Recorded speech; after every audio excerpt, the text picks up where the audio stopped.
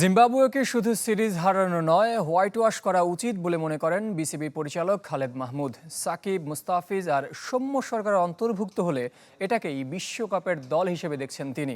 তবে বাঁ-হাতি স্পিনার নিয়ে পরীক্ষা নিরীক্ষায় বিরক্ত বিসিবির এই পরিচালক। সোমবার চট্টগ্রামে জিম্বাবুয়ে অনুশীলন করলেও বিশ্রামে কাটিয়েছে বাংলাদেশ দল।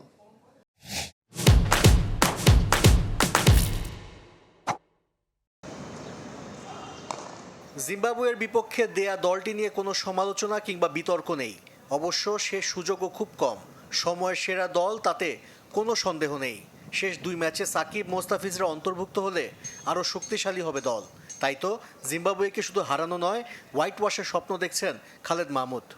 ভেরি গুড সাইন, আমি মনে করি দারুণ একটা দল হয়েছে। আমি যেটা বললাম যে আসলে নামে বললে তো হবে না, it's all about the ground, মাঠে আমরা কেমন করি না। আমি কোয়াইট হোপফুল যে প্রথম 3 ম্যাচে বাংলাদেশ সিরিজ জিতে যাবে, আমি বিশ্বাস করি। এটাই হতে যাচ্ছে বিশ্বকাপের দল, তাও প্রায় নিশ্চিত। বিসিবির পরিচালকও তাই মনে করেন। তবে বাঁহাতি স্পিনার নিয়ে পরীক্ষা নিরীক্ষা এখনও শেষ হয়নি। তাইজুল, নাসুম কিংবা তানভীর কেউ স্থায়ী হতে পারছে না। কেন, এ প্রশ্ন খালেদ মাহমুদেরও।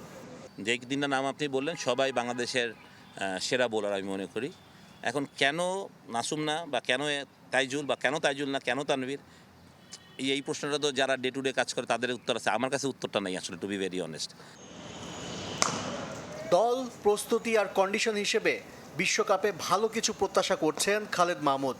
গ্রুপ পর্বের বাধা পেরোনোর বিষয়ে আত্মবিশ্বাসী, তবে মাঠের পারফরমেন্সের সব কিছু আরেকবার মনে করিয়ে দিলেন বিসিবির পরিচালক। আমি মনে করি চান্স ইজ ব্রাইট। আমাদের এই গ্রুপ থেকে আমাদের কোয়ালিফাই করার চান্স খুবই বেশি। আমি মনে করি 85 to 90% আমাদের চান্স আছে, যদি আমরা মেজর কোনো মিস্টেক না করি, মেজর কোনো ভুল না করি। বাট আমি মনে করি দলটাও কনফিডেন্ট আছে, ভেরি গুড ফিল্ডিং সাইড হবো আমরা, মাশাআল্লাহ, আমি বিশ্বাস করি। সো টি-20তে যেরকম জিনিসগুলো দরকার আমার মনে হয় উই হ্যাভ দ্যাট। বিশ্বকাপে দলের সাথে যুক্ত হতে চান না, তা আগেই জানিয়েছিলেন খালেদ মাহমুদ। বিসিবির সভাপতিও তাকে অনুরোধ করেননি।